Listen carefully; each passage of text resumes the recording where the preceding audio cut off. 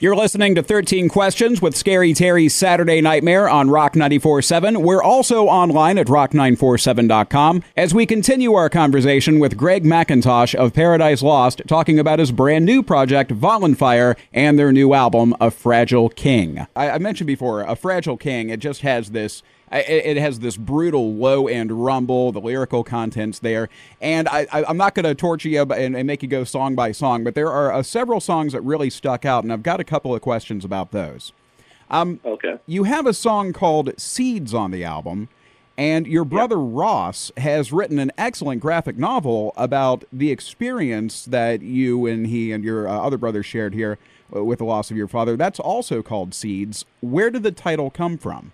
Well, it was actually a conversation that my brother had with, the doctor had it with me at a different time, but it was a conversation my brother had with the doctor who was overseeing my dad in the hospice he was in.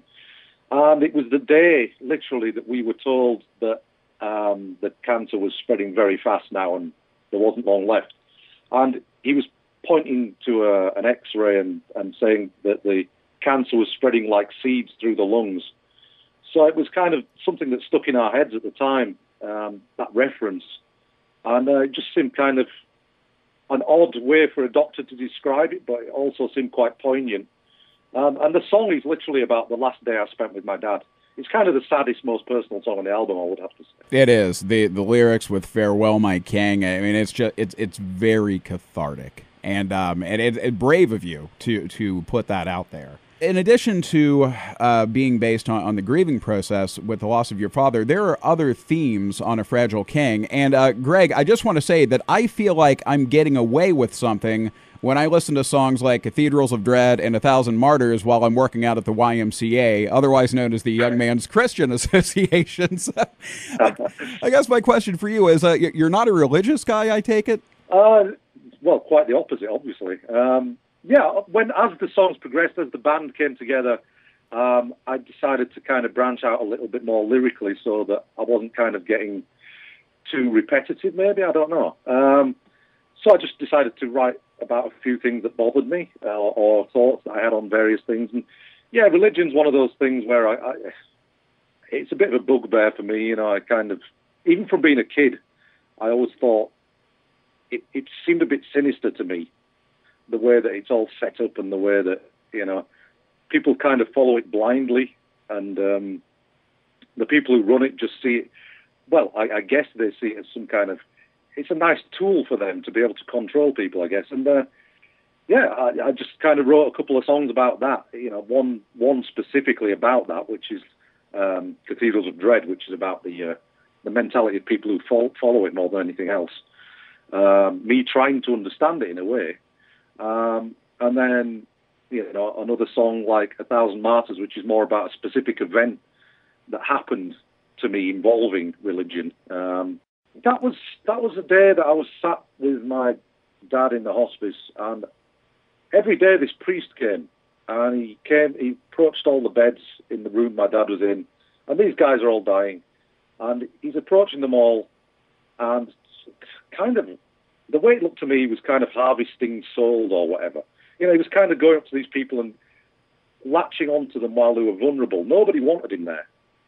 People were trying, you know, my dad, who'd lost the power of speech at that point, was trying to get me to get rid of him, which he did every single day this guy came in. And it just smacked to me of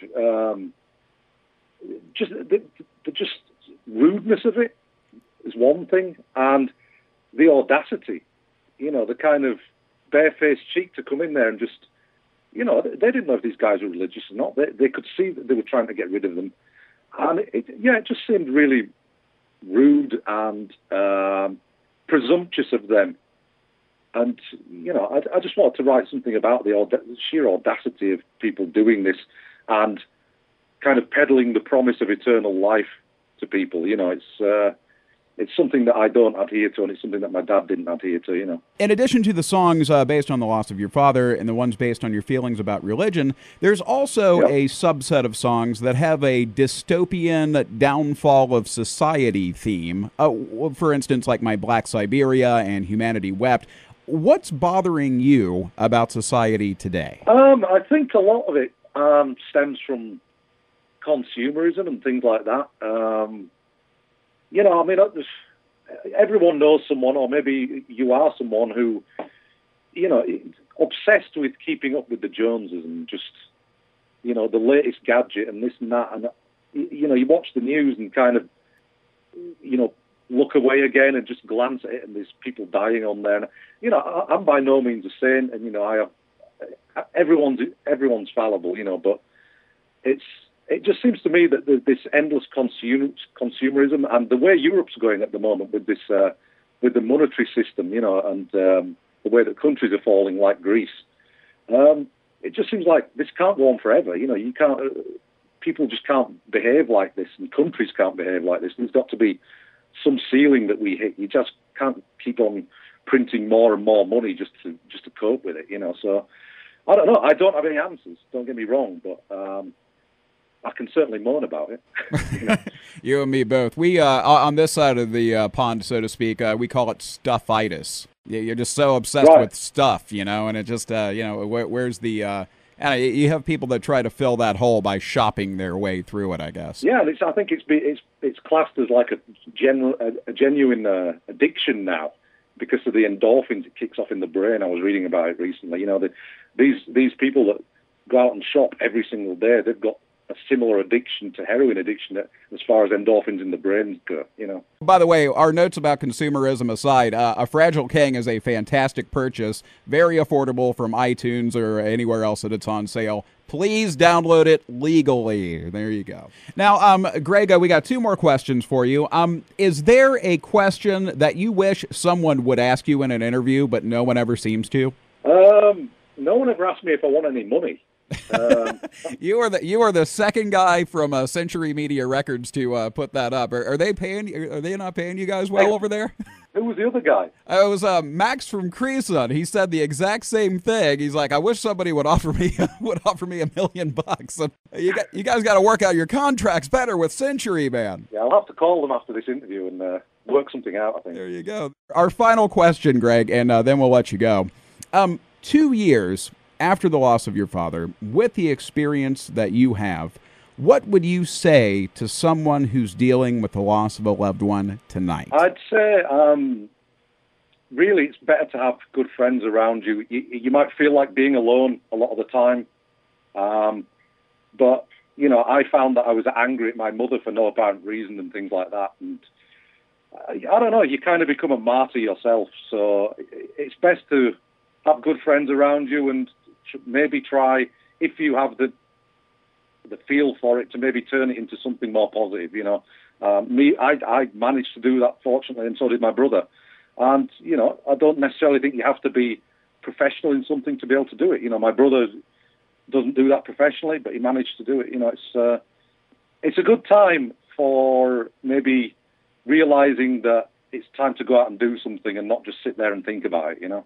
Greg Mackintosh, the band is Vallenfyre. The album is called A Fragile King. It is worth every penny that you'll pay for it on iTunes, or if you want to buy a CD. If you guys come to the States, we'd love to talk to you again before you stop over. Thank you, Terry. Really appreciate it. That was Greg Mackintosh, lead guitarist of Paradise Lost, and now with his brand new project, Vallenfyre. The album is A Fragile King. It's in stores, it's online now, and it is worth every penny. We thank Greg once again for his time, and thank you for listening to 13 Questions with Scary Terry's Saturday Nightmare. And remember, Scary Terry's Saturday Nightmare is on every single Saturday night from 9 until midnight on Rock 94.7 and online at rock947.com.